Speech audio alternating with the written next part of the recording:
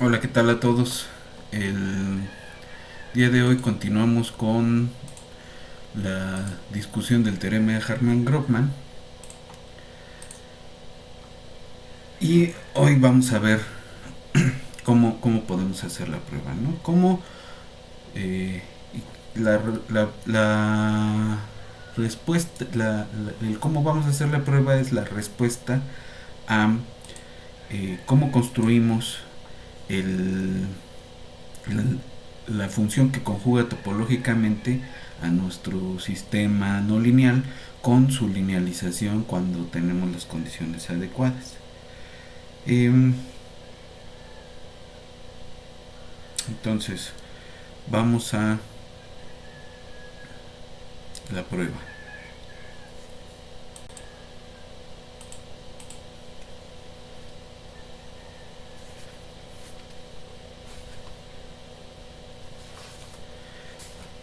Entonces, básicamente, lo que tenemos es que encontrar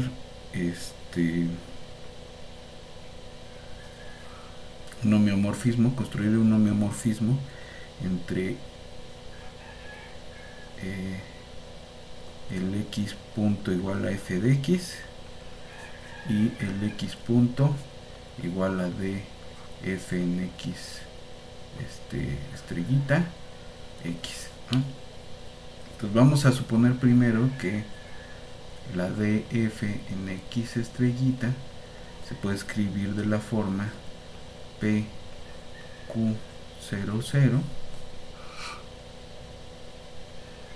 donde p y q son tales que los este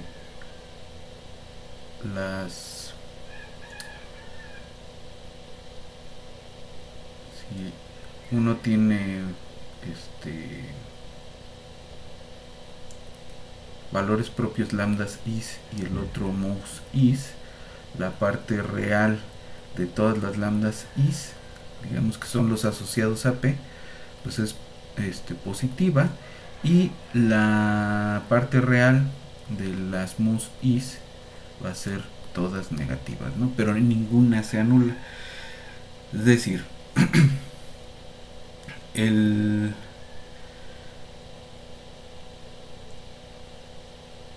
podemos pensar que como alrededor de la X estrellita no hay centros, que la X estrellita no es un centro, entonces siempre hay unos valores propios asociados que tienen valor, parte real positiva y unos que tienen parte real negativa, y entonces el espacio inestable está asociado con los que están acá y el inestable con los que están acá, al revés, perdón, el inestable con los de acá y el estable con los de acá, y que podemos transformar la diferencial en una matriz que es diagonal por bloques, donde el bloque de acá corresponde a los valores propios que se portan así y el bloque de acá los que se portan de la otra forma. Y esto pues recuerda un poco lo que se ve en álgebra lineal como formas de Jordan, ¿no? Entonces, búsquenlo si no se acuerdan, eh, porque es el paso, aunque es el primer paso, es el paso esencial de toda la prueba. Lo demás es completamente constructivo, ¿no? Entonces, vamos a considerar una solución por x0, ¿no? Entonces, esa se va a ver como xt x0. Este es un pedazo del flujo, phi de t en x, y pues va a tener una componente y igual a t de y0 z0 y z igual a t y0 z0, ¿no? Perdón, dos funciones y y z, ¿no?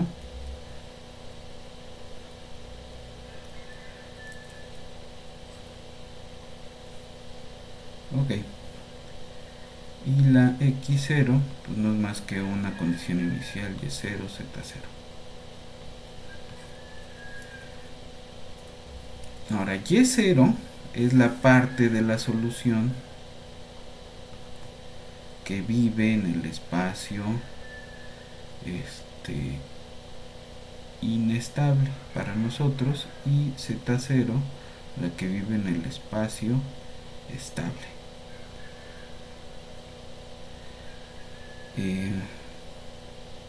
O si quieren,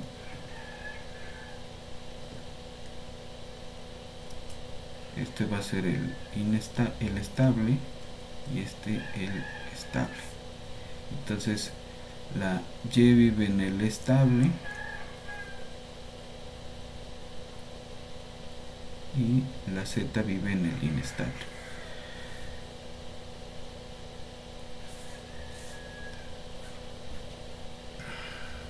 Entonces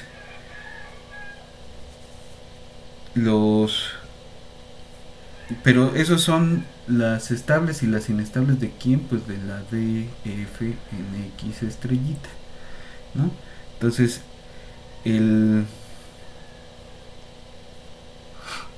las trayectorias con condiciones iniciales x0 en ambos espacios se ven como y de z0 x0. Para el espacio estable es y1 y0 z0 menos e p y0, ¿no? Esta cosa de aquí pues es la transformación que nos lleva a las soluciones en el espacio inestable, y este es un punto en el espacio estable, ¿no? Entonces cualquier punto, cualquier solución en el espacio inestable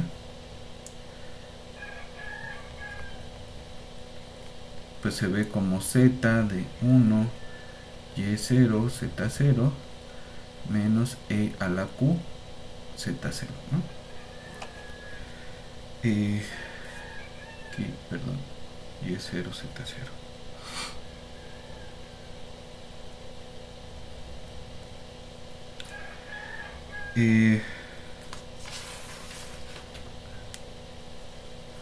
Entonces lo que vamos a tener es que para estas dos funciones la diferencial en el 0 es idénticamente la misma, ¿no?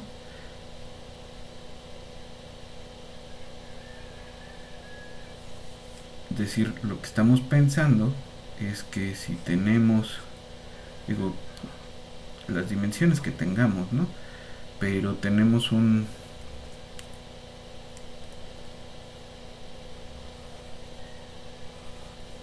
situación en la que tenemos nuestro espacio estable de este lado y nuestro espacio inestable del otro lado, que en el caso general estos son planos tangentes a alguna cosa, ¿no? Pero tenemos o superficies o variedades o lo que sea, ¿no? Tenemos estas dos cosas, bueno, son de la linealización, entonces estos son planos, ¿no? O hiperplanos. Entonces estos dos se cruzan acá. Significa que en ese punto la diferencial es exactamente la misma y es el 0. Eso siempre que no tengamos centros otra vez. Entonces fíjense cómo esa condición nos va persiguiendo. Si tuviéramos centros, no tendríamos cómo garantizar que el espacio completo lo podemos separar en estos dos subespacios lineales. Ok. Ahora, podemos definir, como estos son iguales allí, podemos definir una región alrededor del punto origen, en que tal que sean suficientemente pequeñas, y que tengamos la norma acotada, la norma de matrices que discutimos la vez pasada en el Z0 E0,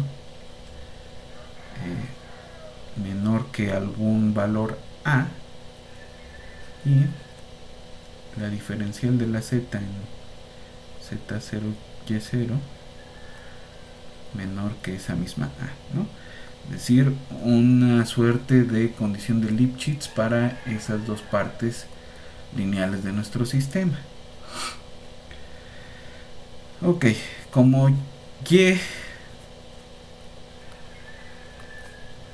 y Z son continuas, son continuamente diferenciales, al menos una vez,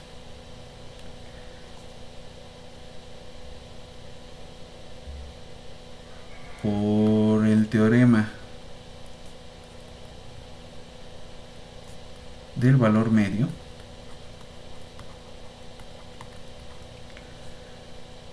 tenemos que la y es menor en módulo que a por raíz de y0 cuadrado más z0 cuadrado, y esto es menor o igual que a por la suma de los módulos, ¿no?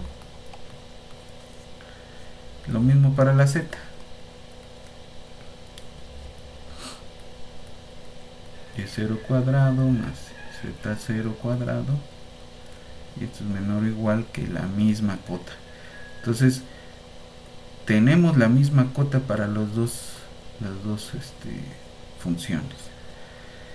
Ahora hacemos b igual a e a la p y c igual a e a la q.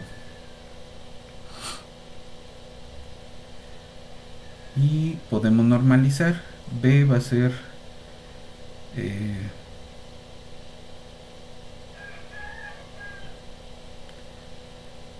la norma de B, y esta pues va a ser menor que 1. Si hemos normalizado bien, y la norma de C inversa va a ser menor estricto que 1. Entonces ahora sí podemos construir un homeomorfismo. Vamos a hacer las siguientes transformaciones. La transformación L de YZ, que es B por Y, C por Y, que no es otra cosa que E a la D, F, X estrellita por X, la T de YZ, que va a ser BY más Y de YZ, y C Z más Z de YZ, y finalmente la H no es más que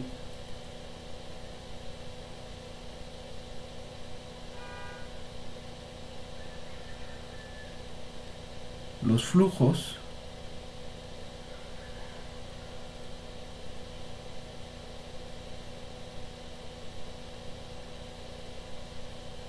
de YZ y de, o sea, de los flujos en la parte estable y la parte inestable, ¿no? Ahora H compuesta con T va a ser igual a L compuesto con H, ¿no? De aquí tenemos que B por el flujo phi es phi por BY más Y de YZ, quieren le ponemos y barra para no confundir,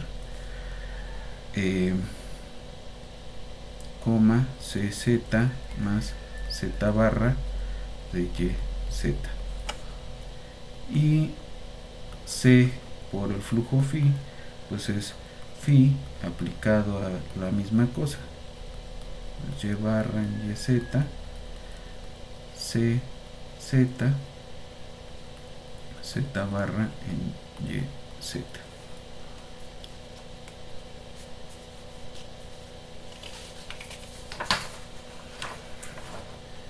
Ahora podemos hacer aproximaciones sucesivas tomando la condición de que psi 0 sea igual a z y que psi k más 1 pues no sea más que c inversa aplicado a psi k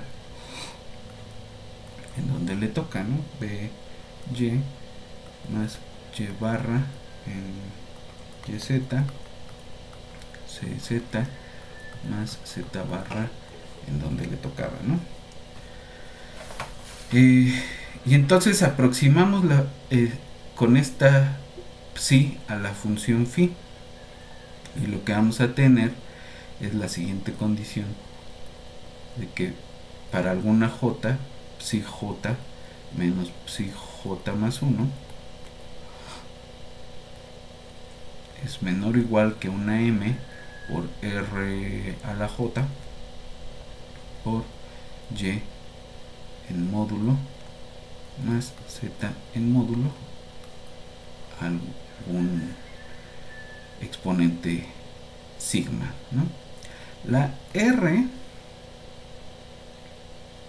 es 2 veces el máximo de A, B y C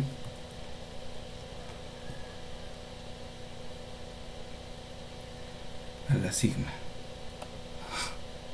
La C es una cosa que es menor que 1 y la sigma es una cosa pequeñita, ¿no? De tal forma que la R siempre es más chiquita que 1. Y entonces lo que se prueba es que la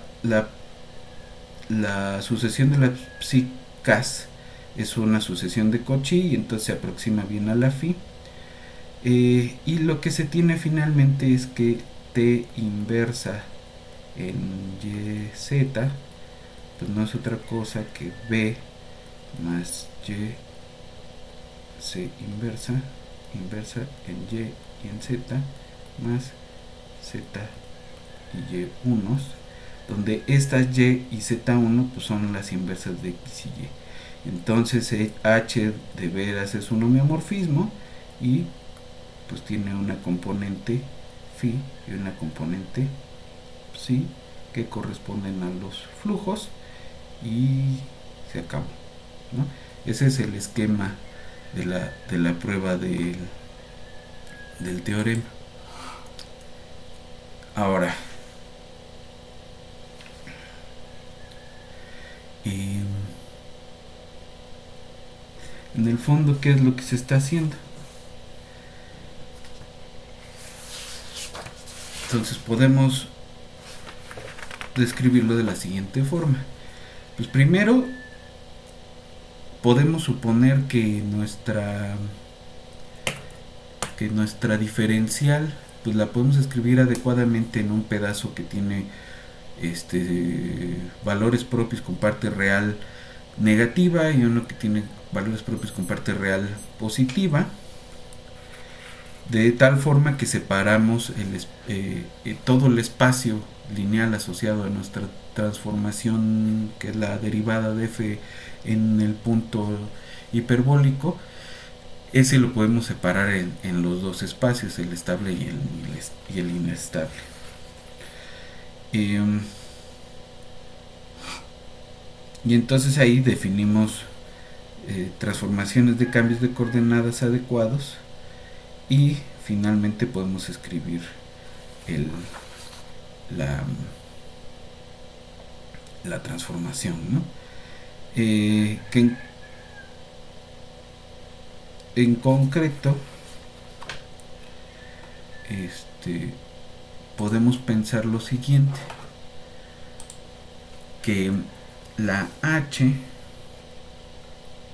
se puede escribir como la integral de 0 a 1 de L a la menos S por un valor H0 por T a la S, todo derivado respecto de S, donde la L a la T en X0 pues no va a ser más que E a la diferencial F en X estrellita por X0, y T a la T de X0 pues es el flujo phi T en X0, ¿no? El flujo no lineal. Y pues la H0 no es más que nuestra phi sí que escribimos hace rato, ¿no?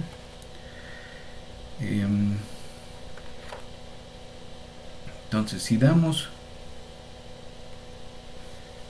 un ejemplo, tenemos y punto igual a menos y z punto igual a z más y cuadrada, donde y en 0 es z0, es y0, perdón, y z en 0 es z0, que vamos a tener es que y de t es igual a y0 e a la menos t, y z en t es z0 e a la t más un tercio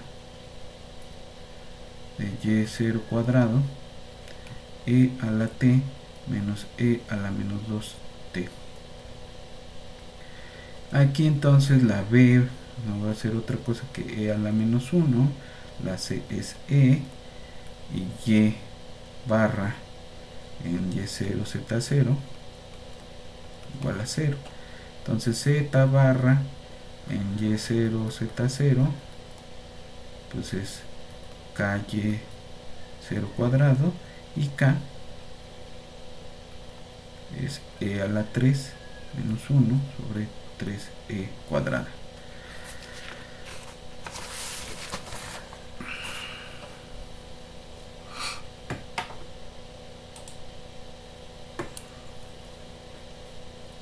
Entonces tenemos que resolver c por phi es igual a phi por b por y por más y barra, coma cz más z barra, ¿no? De aquí phi de xy no es más que e a la menos 1 por sí, e a la menos 1 y, coma e z más k y cuadrada. Entonces hacemos la sucesión general, la psi m y z es igual a z más ke por 1 más e a la menos 3 más e a la menos 3 a la m menos 1, todo eso por y cuadrada. Y lo que vamos a tener es que esta cosa se va a aproximar conforme m tiende a infinito a psi de y z, que no es más que z más un tercio de y cuadrada, perdón.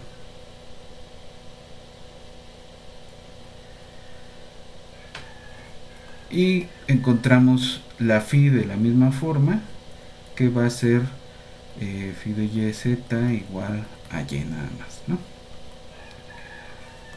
Entonces la aproximamos a la h haciendo primero h0 igual a y z más un tercio de y cuadrada, y h no es más que la integral de 0 a 1 de L a la menos S, H0, T a la S de S, que es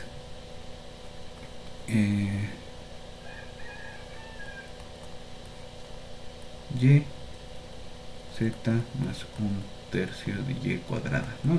El ejemplo es sencillo, digo, pero este es el, el homeomorfismo que hace el truco.